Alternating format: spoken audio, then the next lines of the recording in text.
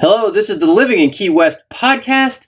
I'm Greg, that's Stephanie, and Perry, and it's sponsored by the Island Collective Realty. Stephanie, what is going on with you? Oh, well, we're finally warming up a little bit on the island, and please no one get mad at us. We are lifelong. Oh, give me a break, guys.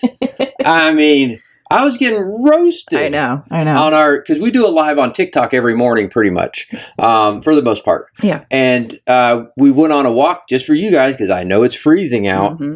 And I wore gloves. I'm holding a gimbal in the freezing Arctic. It was a wind chill of 45, which is quite chilly.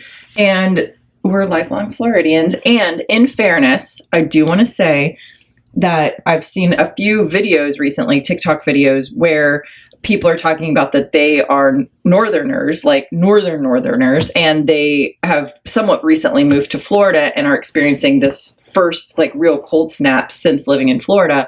And they talked about how the cold in Florida really is different and I think more challenging.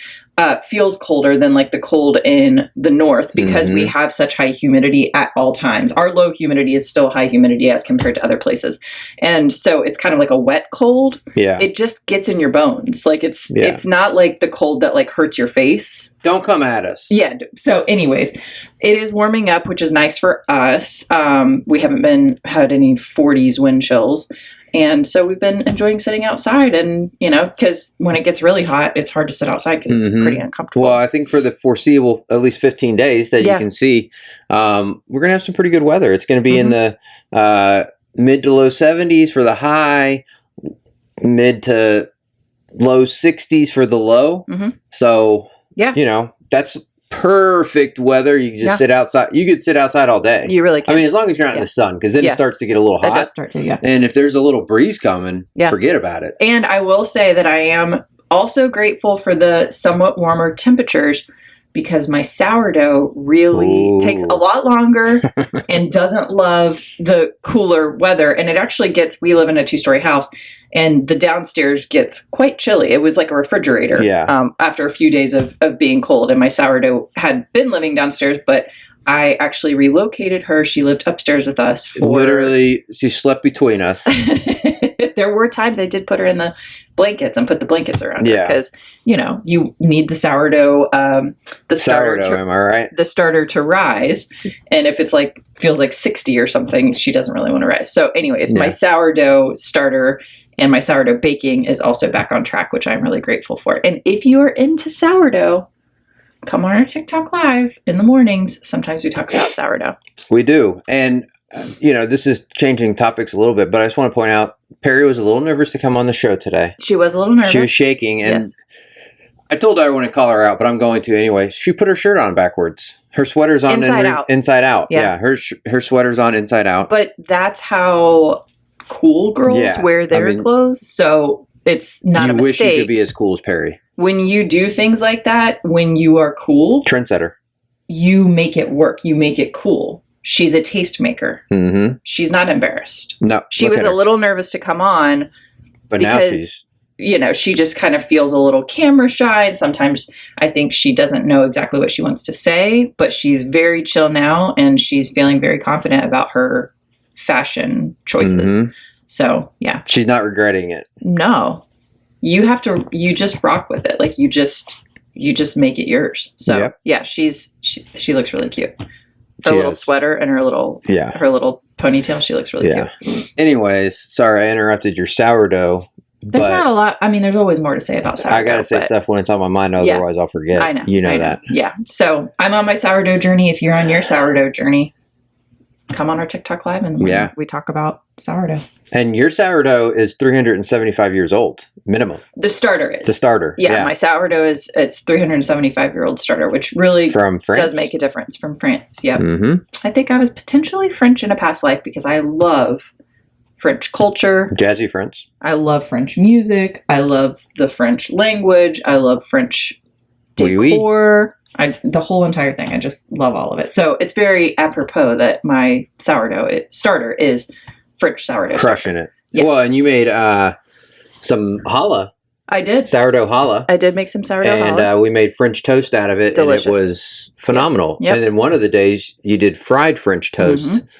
And that is a game changer. Yeah, very good. You don't want to eat it every day. No. But it's a nice treat, yeah. So sourdough challah, I made focaccia, and then I'm perfecting my bread. I've done different hydrations. So I'm doing like a very high hydration loaf. Literally right before I sat down to record this, I started that one. So we'll see. So there's lots of different, it's a science and an art, and yeah, I'm figuring it out. So it's enjoyable. It's like, I think it's a creative pursuit. It's like art in a way, but it's like baking. Another cool thing is you ordered your grain mill. Oh, we did order my grain mill, yeah. I think that's going to get here today. Yeah, I'm excited about that. So I can mill, and you also ordered me the wheat berries. Wheat berries that I think are getting here today. Yeah. So we might get a loaf of bread today. We might get a loaf of bread. Yeah. So so sourdough bread is made with sourdough starter. And sourdough starter is used in place of yeast. And then the fresh milled flour, research that because I'm not going to talk about it in a very eloquent way, but it's interesting from a health perspective.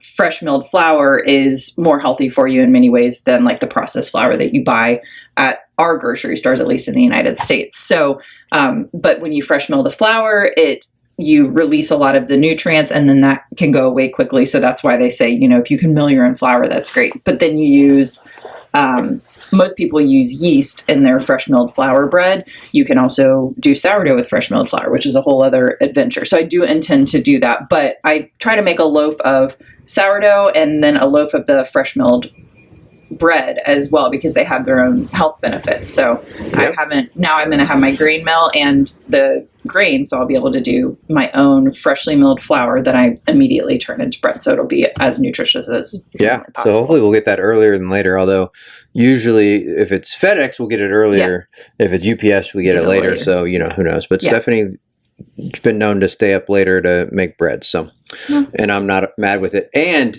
I'm actually very excited. She's promised me donuts.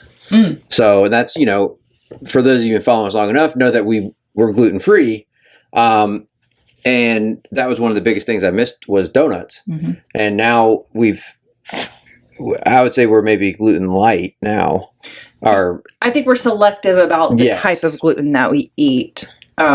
So sourdough is fermented, so it's good for your gut, and it can be easier on your gut. No one take this as medical advice. This is all alleged. But do your own research. If you're gluten free, but you have to make decisions for yourself. So, but sourdough is fermented, so that's supposed to be more helpful for your gut. It's like fermented food like sauerkraut or kimchi or something like that.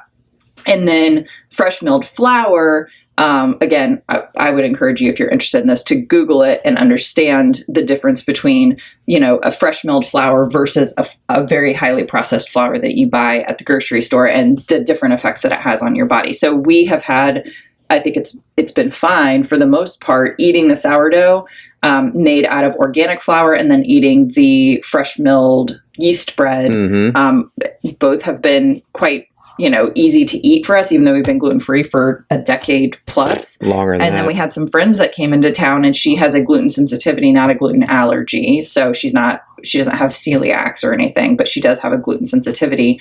And I gave her some of the fresh milled bread, and she had it and said not only was it delicious, but no issues. She had no issues, no reaction whatsoever. So I think do your own research. Yeah, definitely do your own research. If you are a diagnosed celiac, that's a whole other conversation. Yeah. But if you have sensitivity to like conventionally made bread with conventional flour that you buy at the grocery store, there are some other paths if you're interested. So, and it's very delicious. So that's the bonus to it, is it's good for your gut. If you can tolerate it, it's also very delicious and doesn't have any preservatives. It's like flour, salt, water. Sourdough starter if you're making sourdough, yeast if you're making yeasted bread. So and it's very good. It's very good. And you can make white bread, or you can make wheat bread, or absolutely, whatever. All different sorts of variations. Pastries, focaccia, challah.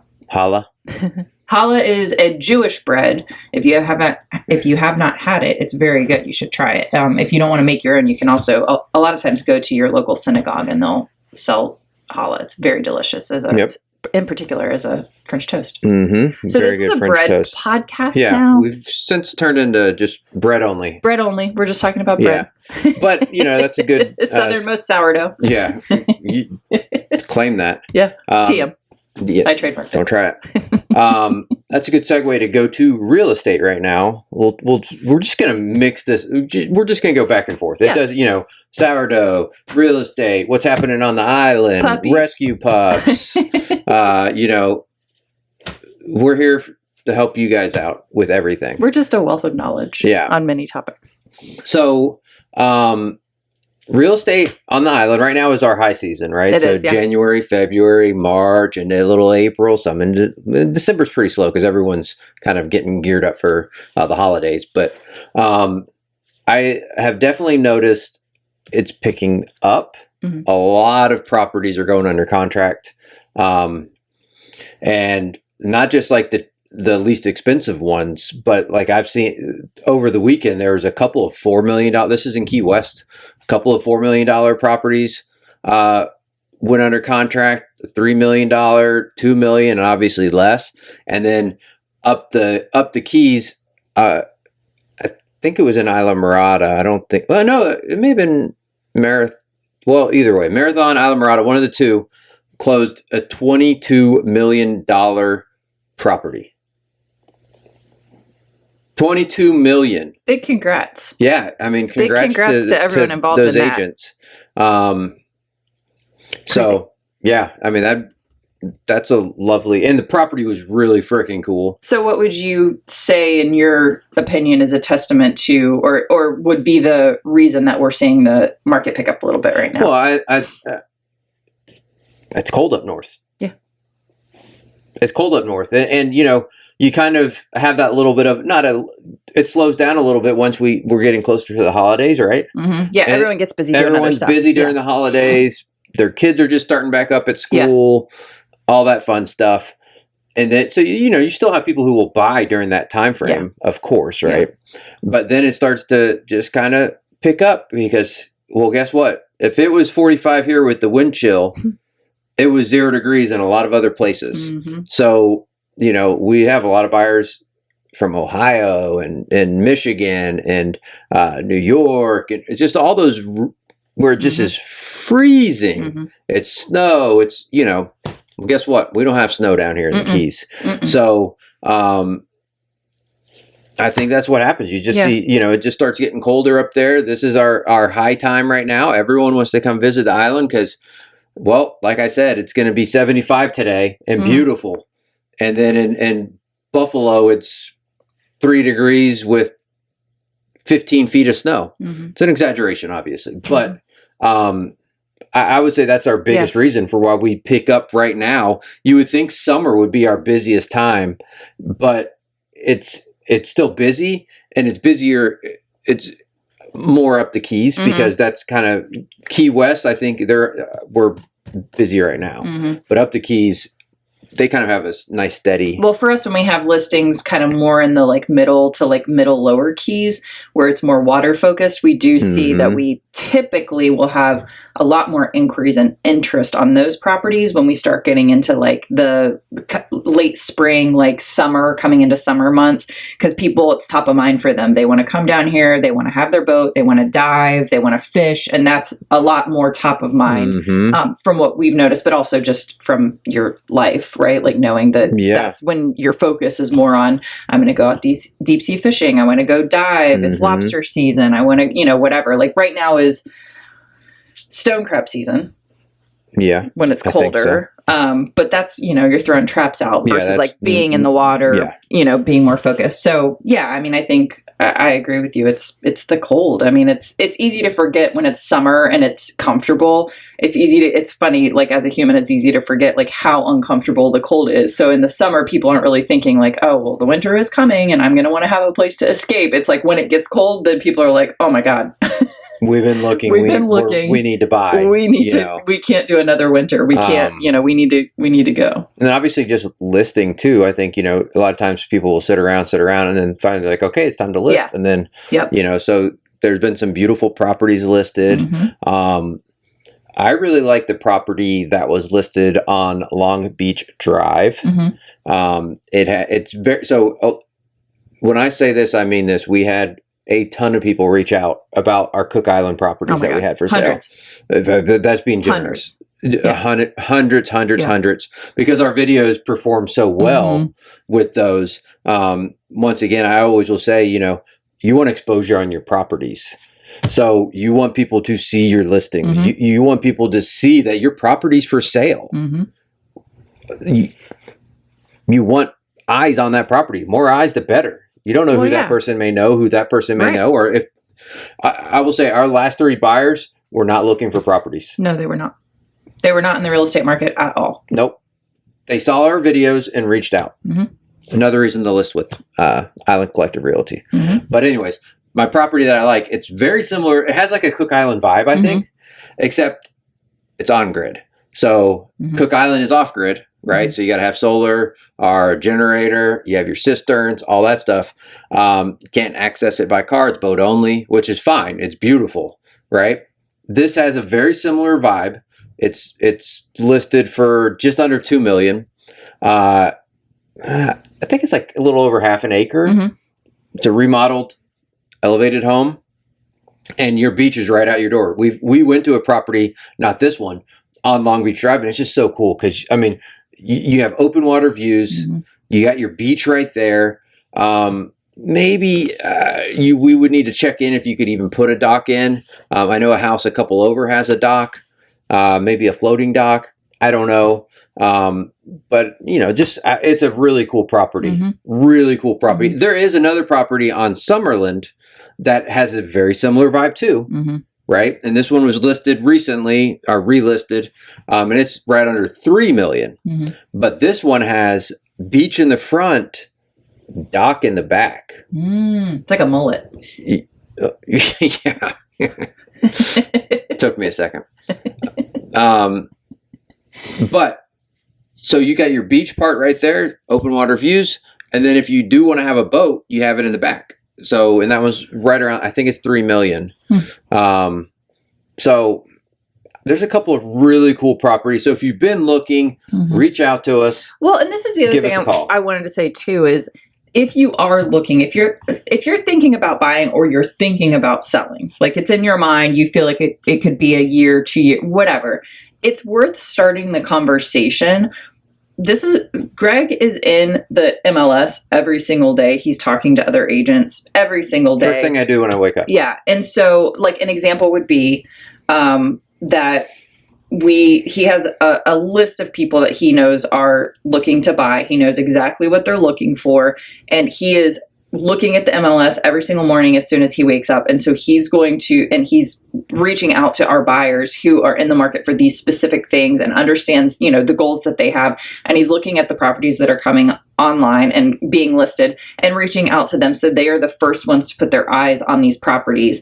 And there was one that, got listed. I'm not even going to give a lot of details about it, but listed on the island, very interesting for a lot of reasons. Was probably something, in fact, I know it was something that if you didn't understand the nuances and the potentiality for this property, for the specifics of this property, you would have missed it. But Greg was able to look at the property, understand what the reality and the potentialities were, and match it with some buyers that we have that this would have been perfect for the goals that they had. He also knew that it was priced really, really well. And it was probably going to be something that went at or over ask because of how well it was priced and the potentialities of it. And in fact, it did go over ask. I mean, I sent it out to... Sorry, I actually don't know. It hasn't closed yet, but it went quickly is what I meant to say. 7 or 8 buyers that I know are kind of looking for something along those lines. We actually wrote an offer. We did. And I knew it was going to be a multi-offer property. Can you just... Yeah, sorry. Greg's computer's down here. God. Sorry, guys. Technical difficulties. We just want to make sure it's still recording. Yeah, we're good. Keys. All right. Oh. Anyways, multiple offers, which it was. And...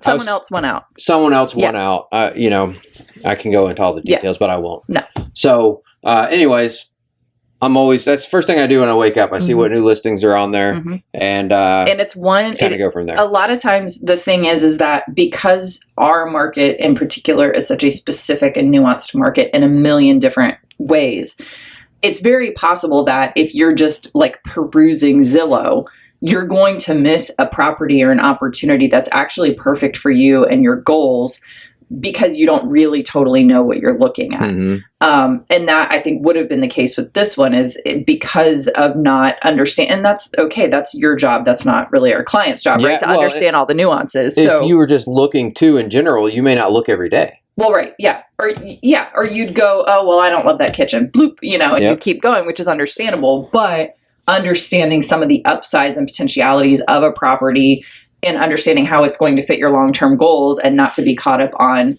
the kitchen cabinets, you can change that. But here's this amazing opportunity for these other reasons.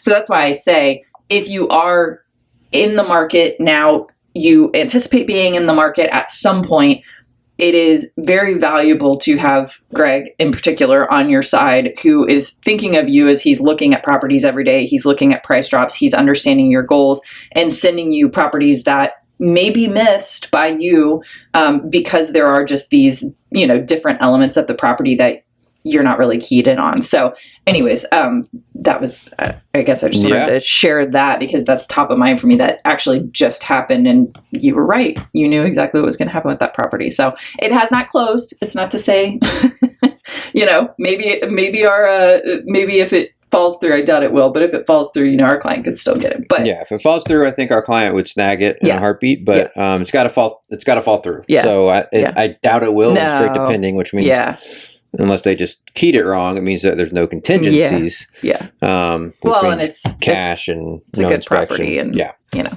and at that price, I knew that was going to go quick. When I saw it, I was like, put an email together and sent it to a lot of people. I think another part of that conversation too, if you want to flip it and talk about it from the seller side, right?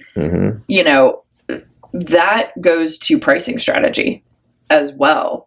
When you have an interesting property, a desirable property, for whatever the reason is that you have the property is desirable.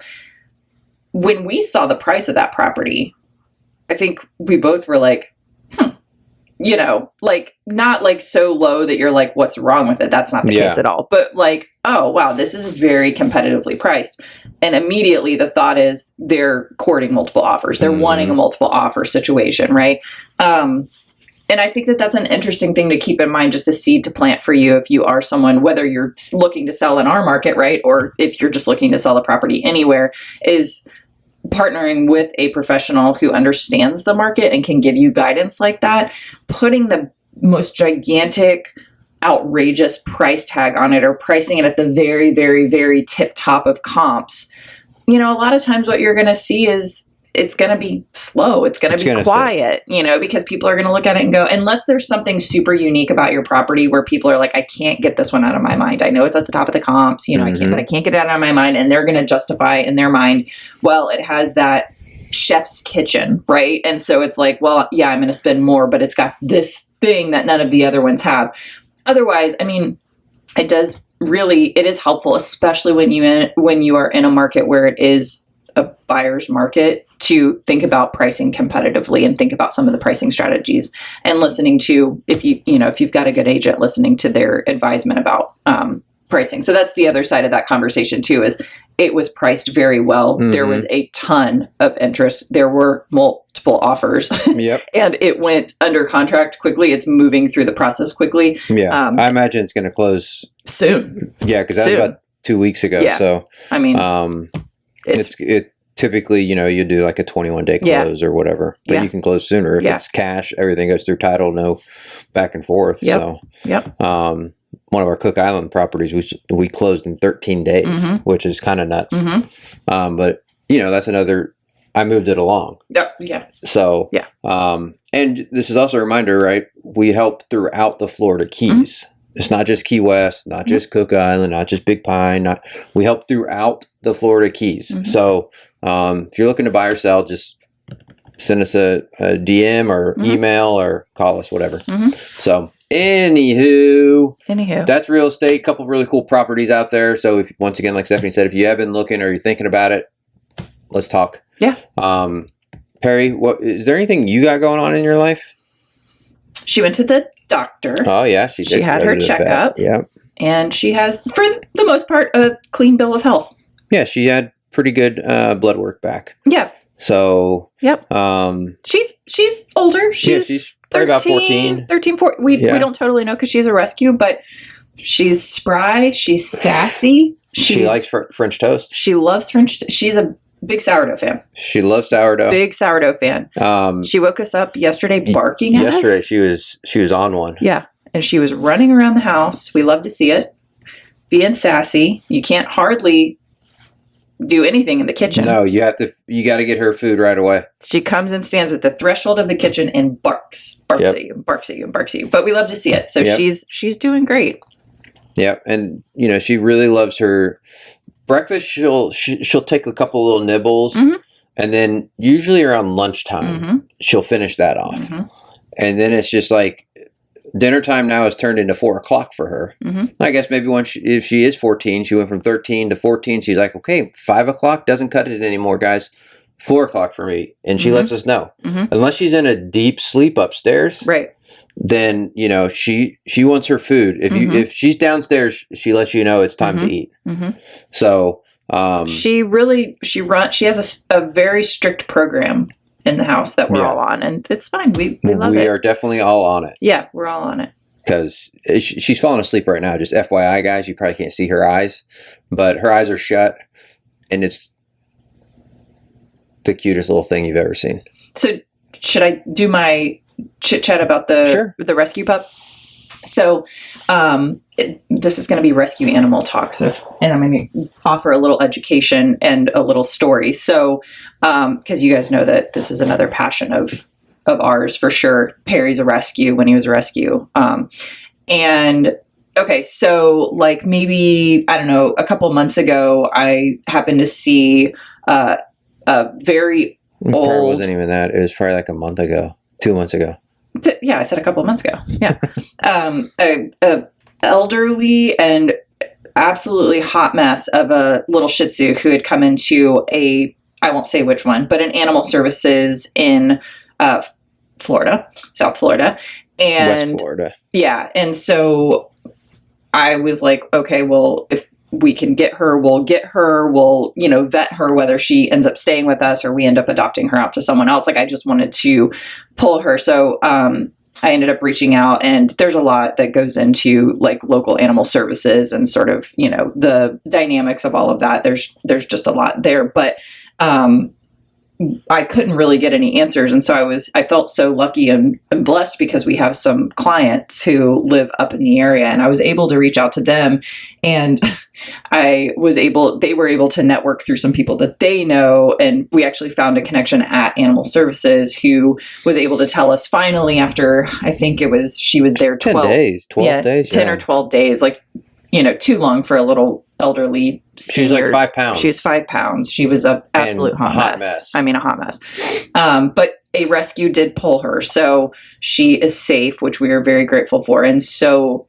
extremely grateful for our friends and clients who were able to network through who they know to get us an answer, because otherwise, I wasn't going to be able to get an answer. But I also believe that she was pulled because you called specific rescue and left a message. Yes, and alerted them to her. Yeah, and just said, hey, whatever, there's this baby and she needs someone. Yeah, so we don't know for sure. It doesn't matter. The bottom line is she is safe, and we're grateful for that. But through that process, I realized that most people don't really kind of understand the dynamics of how animal rescue works, and sort of, interchanges different organizations in their mind, which is very, again, understandable. But just for your knowledge, so in most places, the way that it works is there's a municipal county shelter. So you would call it like, Animal Services is typically what it's known as, like Alachua County Animal Services. And that's the place that is funded by the local government most of the time.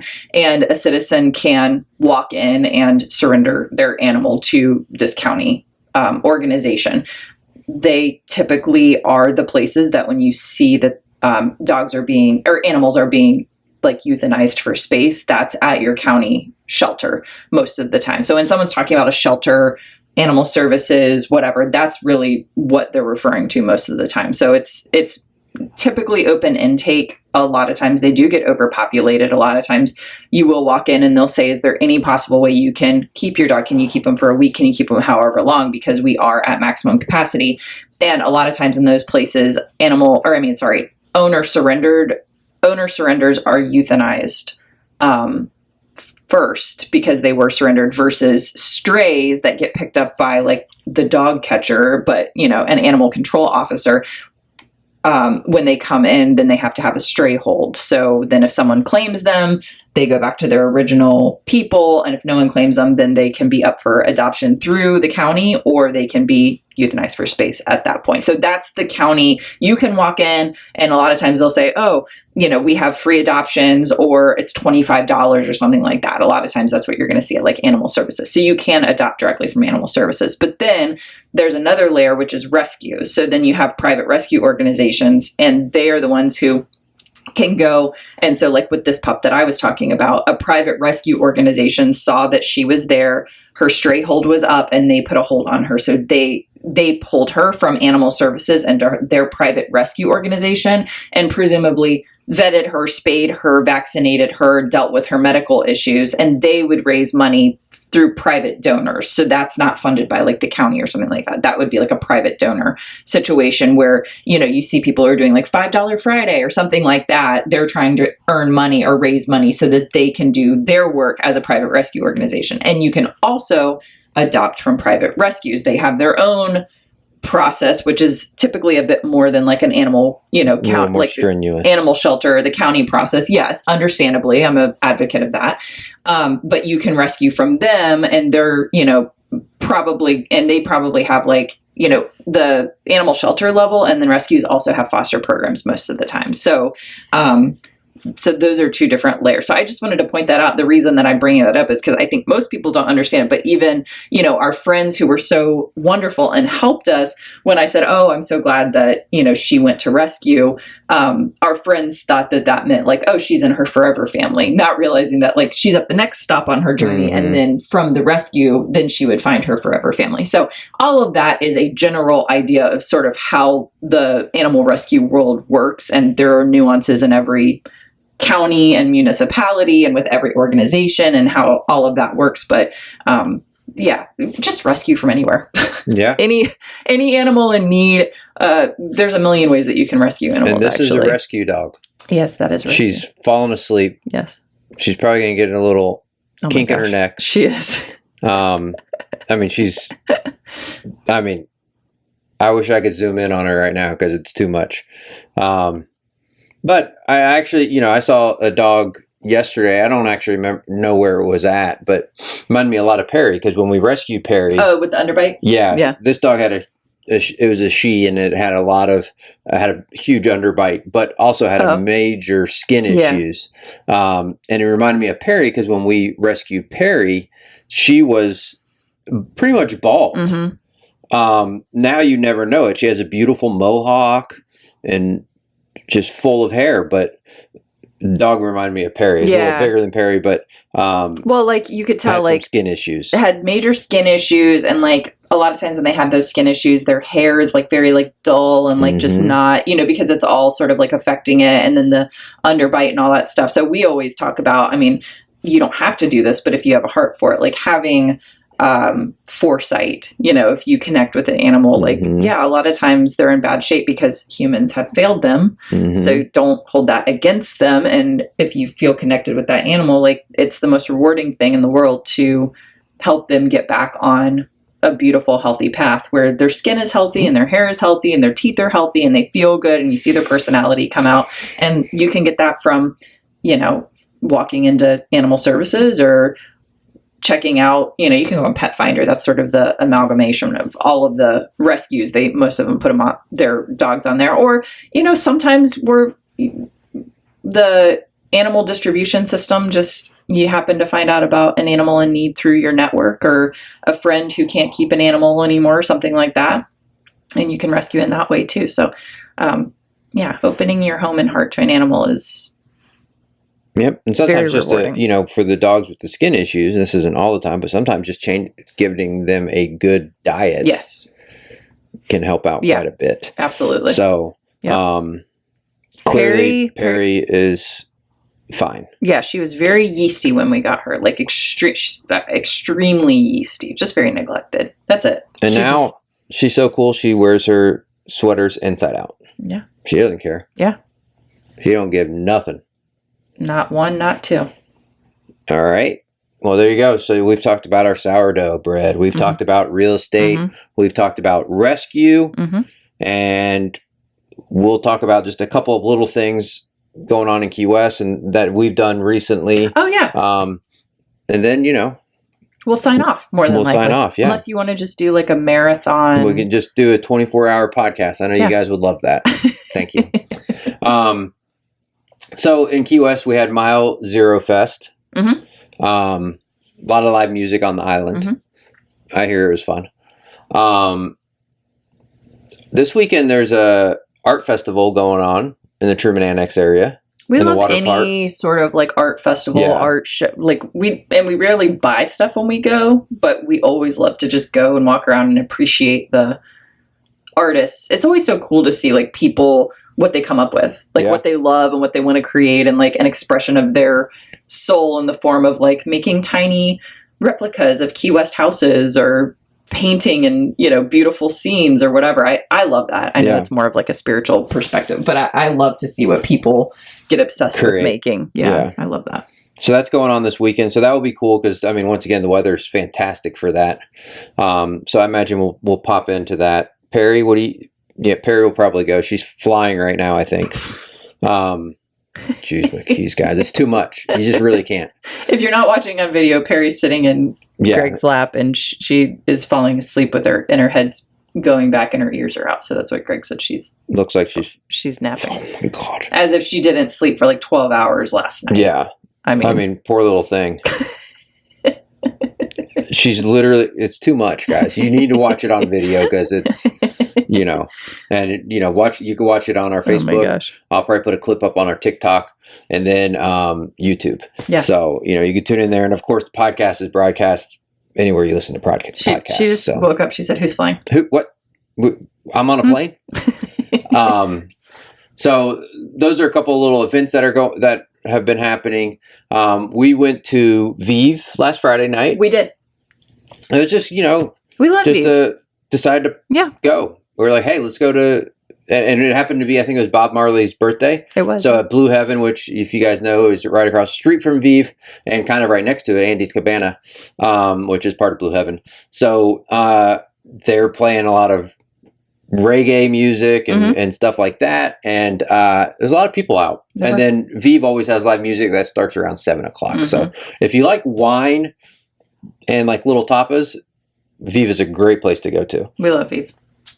Yeah. So we did that. We also ate at Red Shoe Bistro. Yes. So we decided this year we want to strike out and go to places, beyond our favorites. Cause you you have your favorite little spots you like to go. So when you're like, oh, let's go have a nice dinner, you like go to the same spot, order the same Cafe stuff. Soleil all the time. Yeah. So we decided this year we wanted to venture to different places that we want to try, and we want to try different dishes at the places that we do go. So our first place we had a closing, and so we went to Red Shoe Bistro to try that. So what was the grade that you gave it?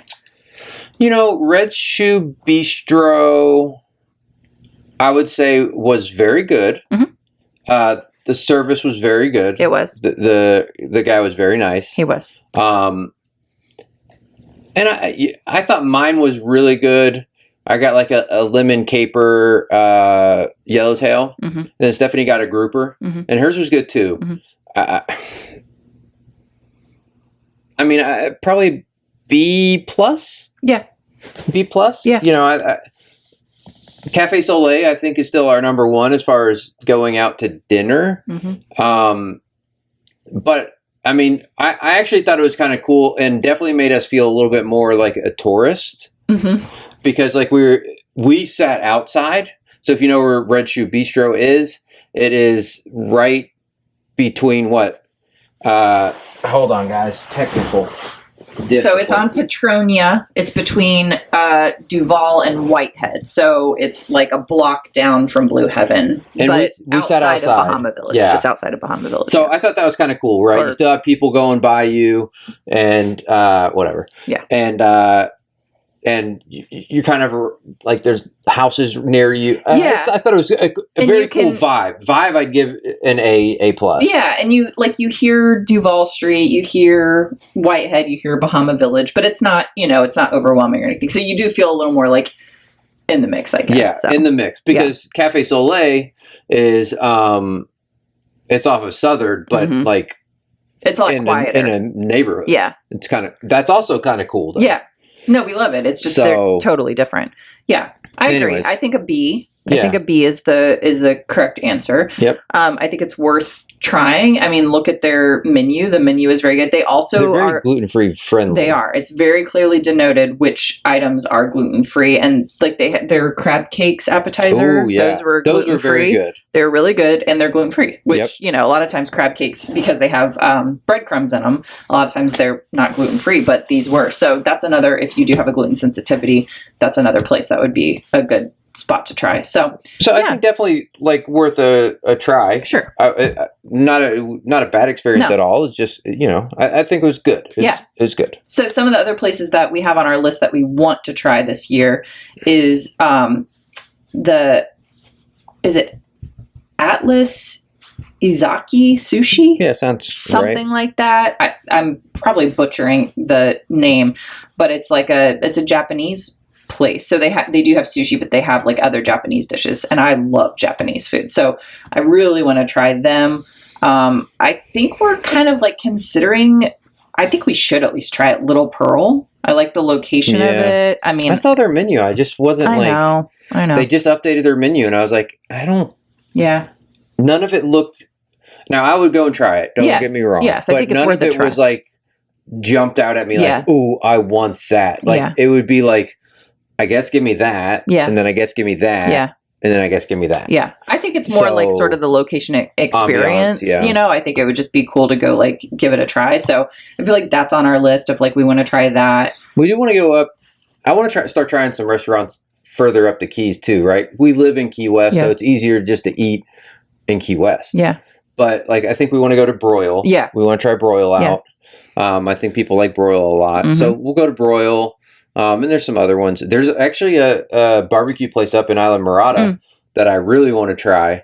And it's supposed to be like, I think it just got rated like one of the top 5 in Florida. Mm-hmm. I don't know. I can't remember what it's called. I can't remember what it was, but yeah, I know we have some other places on the list too that were like, oh yeah, we definitely want to try. 7 Fishes you wanted to try. Yeah. Yes, I do want to try that. Where else? Oh, I went to Blackfin with my friend on Sunday for brunch because they have 50% off food for locals at brunch. It was good.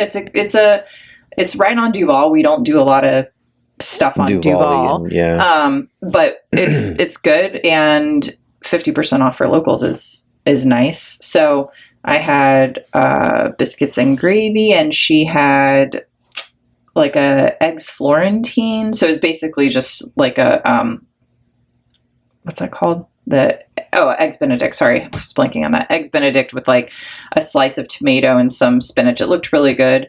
She had a cappuccino. It was really good. So yeah, I mean, now I think I'm hungry. It's a nice little spot. It's a cute little spot. So I would say like try that for dinner, possibly if you're in town or if you're a local. Check it out for definitely if you're a local. 50% off. That's pretty solid. But it's only for food. So like your coffee, your mimosas, those are not 50%. But still, I mean, still. It's a cute little spot. So and then maybe we'll talk about, and I don't know how well we'll be able to talk about it, but one more thing: as a store just opened. Yeah. I think it's called Keyfillery, kind of like a refillery. Really cool concept. I think like one of the big things is to cut down on waste and containers and all of that. So it's essentially, I think they have like soap, bug spray, laundry detergent. What else did I mention? Well, I rattled off a whole bunch. Well, soap is like a big umbrella. It's like they have shampoo, I think probably conditioner, hand soap, Castile soap. Yep. I think there's like a all-purpose like cleaner maybe or Yep. something, and then laundry soap. A lot of different just household items that Bug spray and bug spray, maybe like lotion or something, like body care type stuff. Yeah, so I think it's basically a bulk store. So you go, you have your own containers, and you just, instead of like constantly buying like hand soap, and you're like, every time you buy hand soap, it's like new container. That's a lot of waste. So the idea is like going and just buying. And you might be able to get it at a better price. I don't know. I would think, imagine bulk. Typically you do. Yeah. So I think I just saw where they just had their grand opening like Friday. Mm-hmm. So it's brand new. It's right across from Date and Time on Fleming. Mm-hmm. It's where Salt Provisions used to be. If you're familiar with that at all, it's a really cute little storefront. So if you're local and listening to it, go check it out. Right. And if you're not, and you're here and you're like, man, let me just go check it out and see what they got. Go do it. Well, and they may have, we haven't been, we want to go, but they may have other cute stuff too. So it's worth, especially if you pop into Date and Time and get something to eat, get a smoothie or juice or something to pop over and just check them out. But yeah, we always have cool stuff opening here, so I wish them all the best. I think we'll probably go support them. Hopefully, I love to buy in bulk and to be a little more eco-friendly. It's nice to have something like that on the island too, because a lot of times, we buy from Sam's and have it shipped here because we try to buy more of the things we need and less, containers. But I'd love to be able to do like a bulk situation. So yeah, I'm excited to go check that out. But yeah, beautiful on the island. It's busy. It's all good. And yeah, I think that's about it. So if you're looking to buy or sell in the Florida Keys, reach out to us. Thank you. Yeah. Thank you to our sponsor, the Island Collective Realty. Which is our brokerage. But thanks, guys. And we'll see you later. Bye. Bye-bye.